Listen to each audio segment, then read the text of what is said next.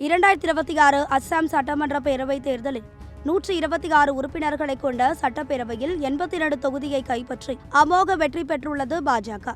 தேசிய ஜனநாயக கூட்டணி கட்சிகளான அஸ்ஸாம் கன பரிஷத் மற்றும் போடோலாந்து மக்கள் முன்னணி ஆகிய கூட்டணி கட்சிகள் தலா 10 இடங்களில் வென்றதால் தேசிய ஜனநாயக கூட்டணியின் பலம் 102ஆக உயர்ந்தது.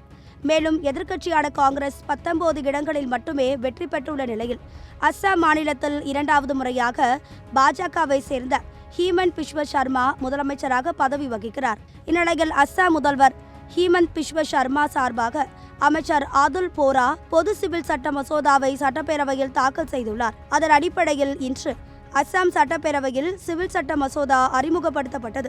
மேலும் வரும் மே 27 அன்று இந்த மசோதாவானது விவாதத்திற்கு எடுத்துக்கொள்ளப்பட்டு நிறைவேற்றப்படும் என எதிர்பார்க்கப்படுகிறது. இந்த மசோதாவானது மே 13 அன்று முதல்வராக பொறுப்பேற்ற ஹீமந்த் பிஸ்வ சர்மாவின் தலைமையில் நடந்த முதல் அமைச்சரவை கூட்டத்தில் ஒப்புதல் அளிக்கப்பட்டது. பின்னர் மே 21 முதல் 26 வரை நடைபெறும் சட்டப்பேரவை கூட்டத்தொடரில் மாநில அரசு இந்த சட்டத்தை அறிமுகப்படுத்தும் என்று அறிவிக்கப்பட்டது. இந்நிலையில் உத்தரகாண்ட், குஜராத் மாநிலத்தை தொடர்ந்து அஸ்ஸாம் மாநிலம் பொது சிவில் சட்டம் நிறைவேற்றியுள்ள 3வது மாநிலமாக திகழ்கிறது.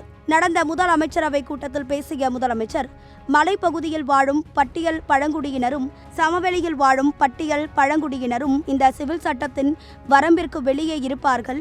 அவர்களது பாரம்பரிய மத வழக்கங்கள், நடைமுறைகள் மற்றும் சடங்குகள் முதலானவைகள் இதில் இருந்து விலக்கு அளிக்கப்படுகிறது. திருமணம் ஆகாமல் சேர்ந்து வாழும் உறவுகள், வாரிசு உரிமை, விவாகரத்து, திருமணம் போன்றதான சட்டங்களை ஒருங்கிணைத்து எளிமைப்படுத்துவதே இந்த மசோதாவின் நோக்கம் என அஸ்ஸாம் மாநிலத்தின் முதல்வர் அறிக்கை கூறியுள்ளார். திருமணத்தை பொறுத்தவரை ஆண்கள் 21 வயதையும் பெண்கள் 18 வயதையும் குறைந்தபட்ச வயதாக நிர்ணயித்துள்ளது. இந்த மசோதா பலதார மணத்தையும் தடை செய்கிறது என்று கூறியுள்ளார். ஆனால் இந்த மசோதாவை பல்வேறு தரப்பினருடன் விரிவான ஆலோசனை நடத்திய பிறகே இந்த மசோதா தாக்கல் செய்யப்பட வேண்டும் என்று எதிர்க்கட்சி காங்கிரஸ் உள்ளிட்டோர் எதிர்ப்பை தெரிவித்து வருகின்றனர்.